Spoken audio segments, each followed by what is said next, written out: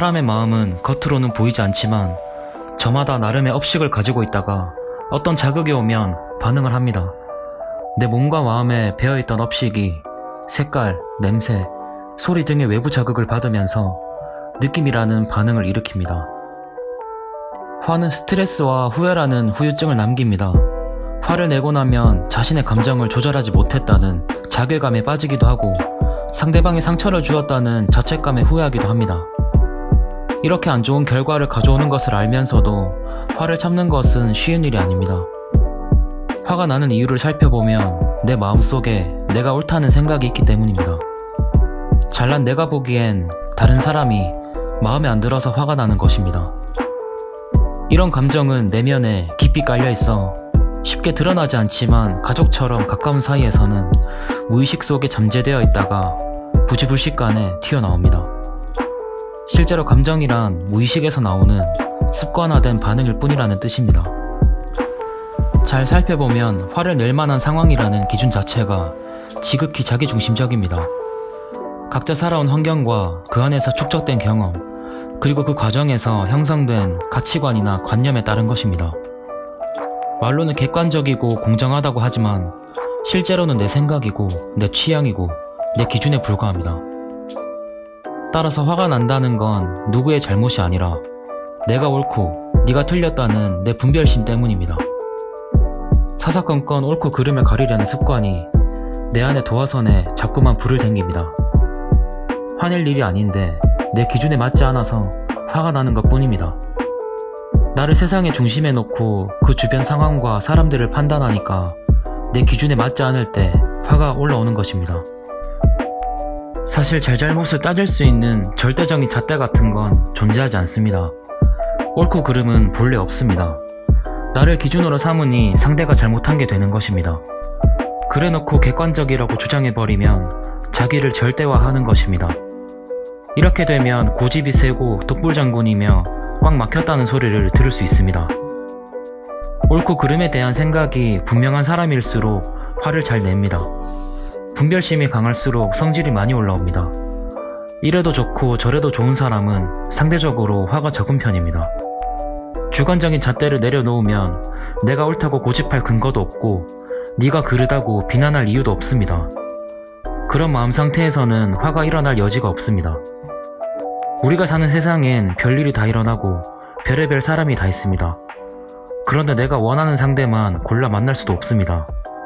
따라서 정말로 괴로움에서 벗어나고 싶다면 내 기준을 상대에게 내세우기보다 내 업식에서 일어나는 분별하는 마음 자체를 순간순간 알아차리고 내려놓는 연습을 해야 합니다. 그러면 어떤 상황이든 어떤 사람을 만나든 분노를 조절하지 못해서 생기는 불상사를 막을 수 있습니다. 모든 불안은 미래에 대한 집착 때문에 생깁니다. 미래에 일어날 일을 미리 걱정하지 말고 지금 여기서 일어나는 일에 관심을 기울여 보고 결과가 어떻게 나오든 다 괜찮다고 자기암시를 하다 보면 불안한 마음이 조금씩 가라앉게 됩니다. 우리는 늘 현재를 놓치며 삽니다. 과거를 생각하다 현재를 놓치고 미래를 걱정하느라 또 현재를 놓칩니다. 행복이란 어디서 뚝 떨어져서 내게 오는 게 아닙니다. 지금 이 시간에 집중해서 최선을 다할 때 그 하루하루가 쌓여 행복한 미래가 되는 겁니다. 우리의 습관과 행동은 오래전부터 주변 환경과의 상호작용으로 형성되어 온 것입니다. 그래서 이 습관이라는 것은 쉽게 바뀌지 않는 성질을 가지고 있습니다. 일종의 관성이기도 해서 쉽게 바뀌지 않는 겁니다. 이때 나는 문제다 라고 자책하기 쉽습니다. 성격은 습관이고 습관은 본래 쉽게 바뀌지 않는데 잘 안 바뀐다고 조급해하니까 화가 나고 미워하고 좌절하는 겁니다. 무의식에 깊이 뿌리박혀 있어서 고치기가 어렵습니다. 그러나 습관도 다 만들어진 것이고 고정불변한 것이 없기 때문에 노력하면 변할 수 있습니다. 마음은 무의식에서 일어나고 의지는 의식에서 일어납니다.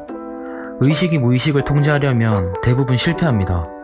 의식으로 무의식을 통제하려니까 잘 안 되는 겁니다. 그래서 윤리나 도덕으로는 안 해야 되는 줄 알면서도 마음이 끌려가는 경우가 있습니다. 결국 우리의 말과 행동은 생각이나 의지보다 무의식인 마음의 영향을 더 강하게 받는다는 의미입니다. 시험 기간에 학생들이 공부해야 한다고 생각하면서도 잠이 오는 이유는 공부해야 한다는 의지보다 피곤해서 자고 싶다는 본능이 더 강하게 작용해서입니다. 무의식은 의식적인 것은 받아들여지지 않기 때문에 자기가 아주 좋은 일이나 마음 깊이 와닿는 일일 때만 영향을 준다고 보면 됩니다. 어떤 굳은 결심을 하더라도 무의식에서 받아들이지 않으면 그 생각은 오래가지 못합니다. 그리고 아무리 생각이 바뀌어도 무의식이 바뀌지 않으면 행동이 변하지 않습니다. 자신의 단점을 계속 지적받고 고치려 노력해도 좀처럼 바뀌지 않는 것은 의지가 무의식까지 전달되지 않았기 때문입니다. 무의식을 바꾸는 건 결코 쉽지 않지만 그렇다고 불가능한 것은 아닙니다. 의지가 아주 강력하다면 절대로 변할 것 같지 않던 자신의 오래된 카르마를 변화시켜 나아갈 수 있습니다. 다만 카르마가 쉽게 바뀌지 않는 성질을 갖고 있다는 걸 알아야 합니다. 그렇기 때문에 수많은 시행착오가 따를 수 있고 꽤 오랜 시간이 걸릴 수도 있다는 사실을 알고 시작해야 합니다. 우리의 운명을 결정하는 습관을 바꾸려면 꾸준한 노력이나 강력한 의지가 필요합니다. 그런데 대부분의 사람들은 꾸준히 하지도 않고 그렇다고 강하게 마음먹지도 않습니다. 어느 정도 시간이 필요하지만 변할 수 있다는 가능성을 믿고 꾸준하게 밀고 나가야 합니다.